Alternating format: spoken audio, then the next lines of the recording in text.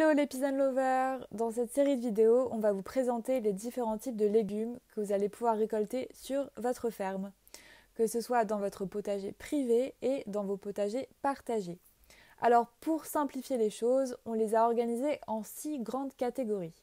Vous allez pouvoir retrouver les légumes feuilles, les salades et les laitues, les légumes racines, les légumes fruits, les herbes aromatiques et les petits fruits et les fleurs comestibles. Alors dans cette vidéo, on va commencer par vous présenter les légumes feuilles.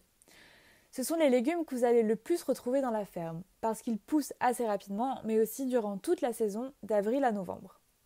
Allez, on commence ces présentations avec l'un des légumes feuilles les plus connus, le légume préféré de Popeye, les épinards. Alors depuis qu'on est tout petit, on nous dit que c'est ce légume qu'il faut qu'on mange pour être fort. Et en effet, ce légume est plein de vitamines, de fibres, de magnésium, de calcium, mais aussi de fer. Vraiment tout pour avoir la pêche.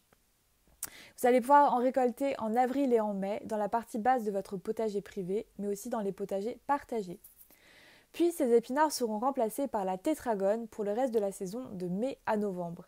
Alors ce légume est un peu moins connu de nos jours, mais il était très apprécié à l'époque de nos grands-parents.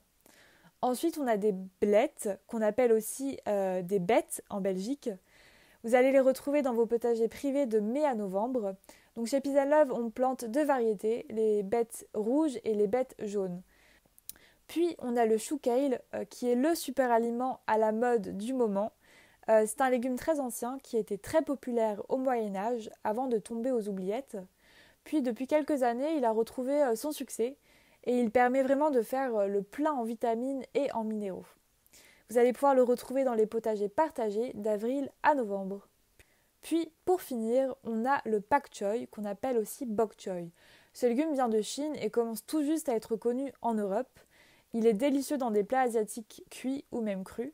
Vous allez pouvoir le retrouver dans les potagers partagés de septembre à novembre. Pour les récolter, rien de plus simple.